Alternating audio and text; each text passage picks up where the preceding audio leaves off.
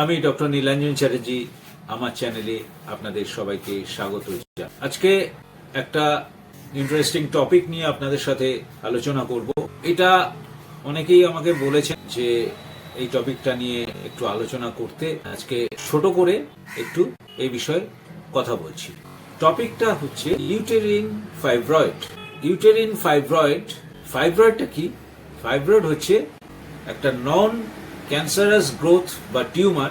সেটা যখন ইউটেরাসের মধ্যে হয় বা ইউটেরাসের ওয়ালে হয় বা ইউটেরাসকে কেন্দ্র করে হয়, সেটাকে বলা হয় ইউটেরিন ফাইব্রয়েড।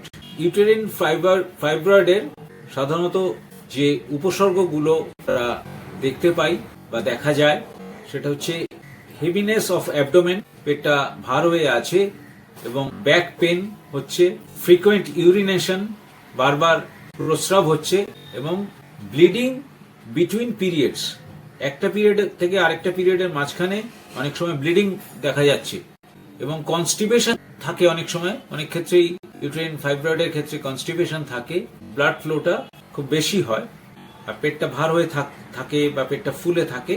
এটা তো বললাম। এটার কারণ সাধারণত হরমোনাল ইমব্যালেন্স। ইস্ট্রোজেন বলে একটি হরমোন, তার সিক্রিশন যদি বেশি হয় তাহলে এরকম কিছু হতে পারে। কয়েকটি হোমিওপ্যাথিক ওষুধ আপনাদের বলবো, যেটি এই ইউটেরিন ফাইব্রয়েডের ক্ষেত্রে খুব ভালো কাজ করে। একটি ওষুধ সিপিয়া, যেখানে একটা ড্র্যাগিং সেন্সেশন হচ্ছে, টেনে ধরছে, এবং এই সিপিয়া পেশেন্ট হাঁটাচলা করলে ভালো থাকছে, এবং যখন বসে থাকছে তখন সে কষ্ট পাচ্ছে, এবং যেন মানে কোলাপস করে যাওয়ার মতো এরকম একটা অবস্থা হচ্ছে, ড্র্যাগিং সিঙ্কিং সেন্সেশন, এবং একটা ইরিটেশন তার মধ্যে কাজ করে সবসময়, ইরিটেবল মুড। আরেকটি ওষুধ বলবো ফ্র্যাক্সিনাস আমেরিকানা, যেখানে ইউটেরাস মনে হচ্ছে যেন বড় হয়ে আছে, ইউটেরাস ফিলস এনলার্জ, এবং ভারী ভার লাগছে, এবং পেলভিক রিজিয়ন, এই যে কোমরের এইরকম জায়গায় কুচকির জায়গাতে পেলভিক রিজিয়নে একটা পেন ফিল করছে পেশেন্ট। আরেকটি ওষুধ বলবো স্যাবাইনা, এটি খুব ভালো একটি ওষুধ। রক্তটা ব্রাইট রেড, লাল টকটকে, ব্লিডিং হচ্ছে, কিন্তু সেই ব্লিডিং এর মধ্যে ক্লট দেখা যাচ্ছে। আরেকটি ওষুধ ল্যাকেসিস, এটিও খুব ভালো একটি ওষুধ।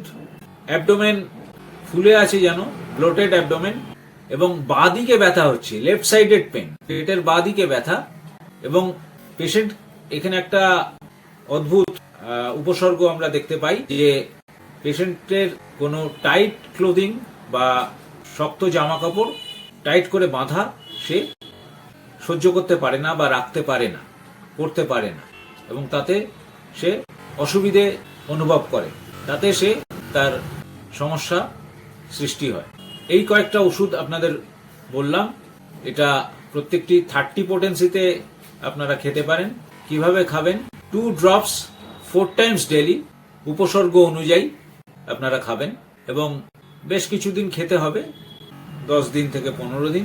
তবে একটা কথা বলি, যে কোনো ক্ষেত্রেই ডাক্তারবাবুর পরামর্শ নিয়ে তাকে দেখিয়ে ওষুধ খাবেন, এবং যদি কোনো পরীক্ষা নিরীক্ষার প্রয়োজন হয় সেগুলো করতে হবে। ডাক্তারবাবুর পরামর্শ ছাড়া কোনো ওষুধ খাবেন না। এই ভিডিওটা বানানো আপনাদের জানানোর জন্য, শিক্ষামূলক। এখানে কোনো রকম প্রেসক্রিপশন করা হয় না। আজ এই পর্যন্ত। পরের ভিডিওতে আবার আপনাদের সাথে দেখা হবে। সবাই ভালো থাকবেন। নমস্কার।